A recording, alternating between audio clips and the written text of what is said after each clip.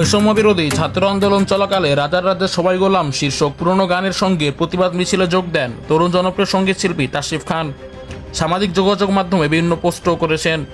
এসবের কারণে নানা ধরনের সমস্যার সম্মুখীন হয়েছেন এই শিল্পী। যেমন পেয়েছেন হুমকি, তেমনই পেয়েছেন মানসিক নির্যাতনের শিকার। তার ব্যান্ডের ড্রামার শান্তকে বিরুদ্ধে পেটানো হয়েছিল রড দিয়ে। তারও এই বিশদ বর্ণনা দিয়ে এক ফেসবুক পোস্ট দিয়েছেন এই শিল্পী। সেখানে তিনি জানিয়েছেন, একটা এজেন্সি ও সরকারি সংস্থার লোকজন মিলে তার বাসার নিচে গিয়ে তাকে ওই সময়ের সরকারের পক্ষে ভিডিও করার জন্য টাকা ও হুমকি দিয়ে এসেছিলেন।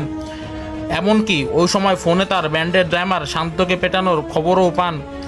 এসবের পিছনে অনুঘটন হিসেবে কাজ করেছেন সিনিয়র একজন ইনফ্লুয়েন্সার। ঘটনার দিন তার ডাকে বাসার নিচে নেমে এসেছিলেন তিনি। তবে পুরো পোস্টেই সেই ইনফ্লুয়েন্সার নাম প্রকাশ করেননি তাশরিফ। অনেকেই মন্তব্যের ঘরে প্রশ্ন করে জানতে চাইলেও সেটাই এড়িয়ে গেছেন। তবে অনেকেই ধারণা করেছেন সেই সিনিয়র ইনফ্লুয়েন্সার সুলাইমান সুখন, কারণ আন্দোলন জোরে তাকে সেভাবে ছাত্রদের পক্ষ নিতে দেখা যায়নি। উল্টো আকার ইঙ্গিতে নানাভাবে সরকারে সাফাই করেছেন বলেও অভিযোগ রয়েছে। পাশাপাশি নাম এসেছে আরেক ইনফ্লুয়েন্সার তৌহিদ আফ্রিদিরও। আসলে কার ডাকে সেদিন নিচে নেমে এসেছিলেন সেটা স্পষ্ট করতে পারবেন তাশরিফ। তরুণ জনপ্রিয় সঙ্গীত শিল্পী তাশরিফ খানকে হুমকির বিষয়ে সুলাইমান সুখন বলেছেন, আমি ছাত্রদের পক্ষ নিয়ে 11 জুলাই একটা পোস্ট করেছিলাম। তারপর থেকে পেশাগত জায়গা থেকে আমার একটা চাপ ছিল। এরপর আমি কোনো কিছুর সঙ্গে যুক্ত ছিলাম না। এ কারণে অনেকেই আমার উপর রাগ করেছেন। অনেকেই বলেছেন, আপনি তরুণদের নিয়ে এত কথা বলেন, কিন্তু আন্দোলনে তো যুক্ত ছিলেন না।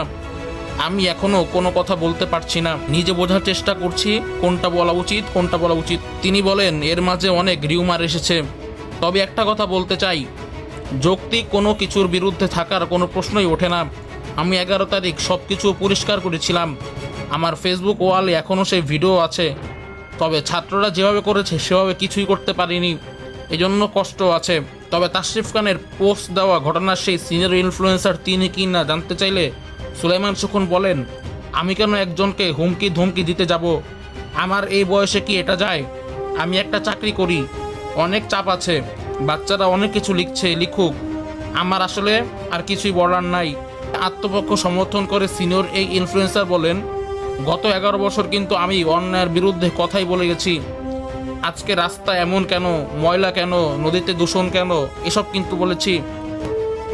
হয়তো স্থানকাল পাত্রভেদে যে পরিমাণ বলিষ্ঠতা থাকা দরকার ছিল সেভাবে ছিল না। সেই অপারগতা আমাদের বই বাড়াতে হবে। প্রিয় দর্শক, তুমিনল পাড়ার প্রথম ভিডিও আপনার কাছে কেমন লাগলো?